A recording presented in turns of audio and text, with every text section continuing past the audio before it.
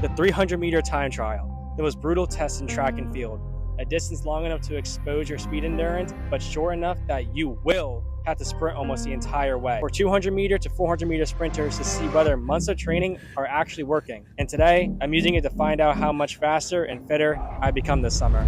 Hi, I'm Josh, and I do neither of those things. I do the decathlon, which is regarded as one of the hardest events in all of track and field. And so far, I think my summer training has been pretty good. So we're gonna put that to the test today. The test itself is very simple. One all-out sprint of 300 meters. Pacing it's gonna be a little difficult.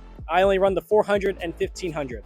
I guess the 1K we count the heptathlon, but I guess no one really cares about that one. Pacing this might be a little difficult.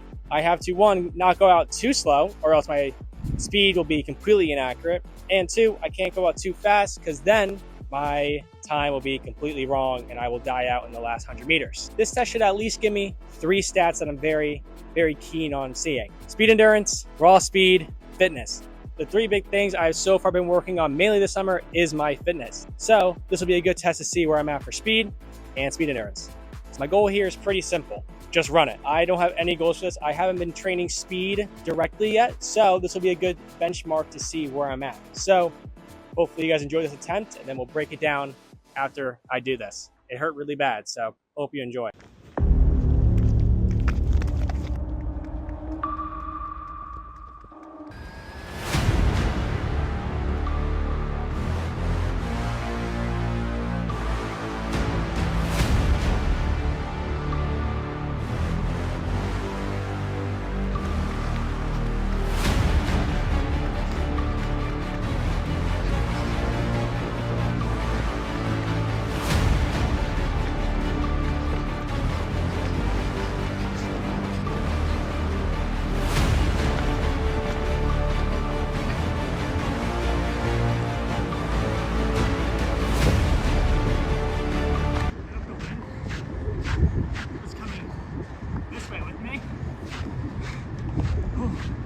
That hurts so bad.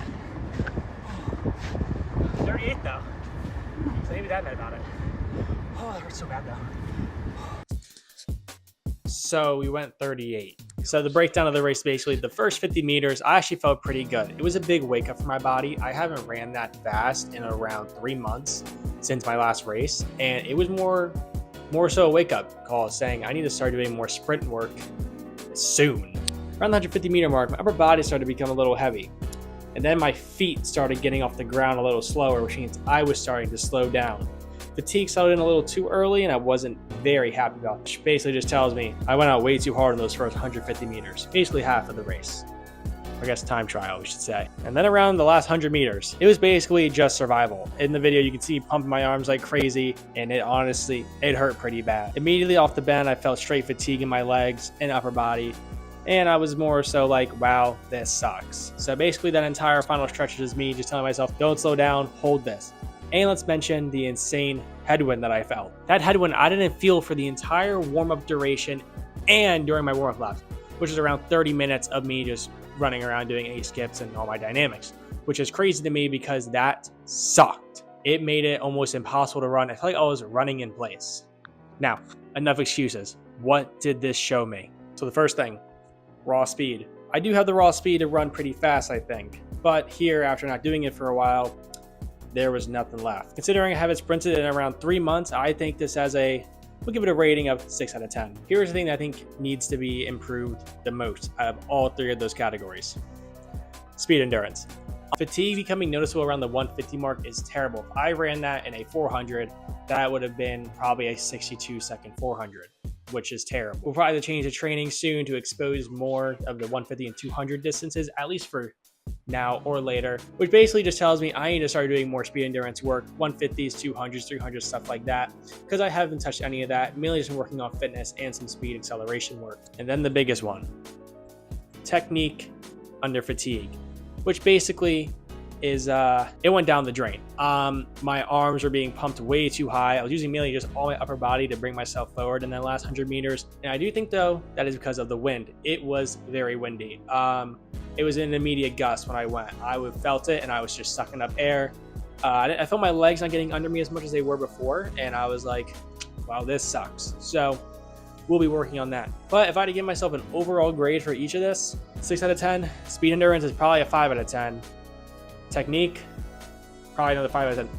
But I will say fitness is going to get the highest of an 8 out of 10 because when I did finish it, it felt like I could run another 300. Not that fast, but at least close to it, which I think is a good sign that I'm getting better with fitness because it is the summertime, not trying to build an insane amount of speed this early on when the season doesn't start for another almost 4 months. So I'm pretty proud about that. So the question I want to answer is, did my summer training work so far? After everything I've done, I think so. So it gets a nice B- for that. But I think what this exposed most is what I do have to work on. I did the decathlon, so I do need to work on a lot of technical events, exposures, or all that. That all matters. But speed, endurance, speed, and technique all matter too. Especially fitness near the end of the season when we like to do a heptathlon and 2 decathlons in the spring.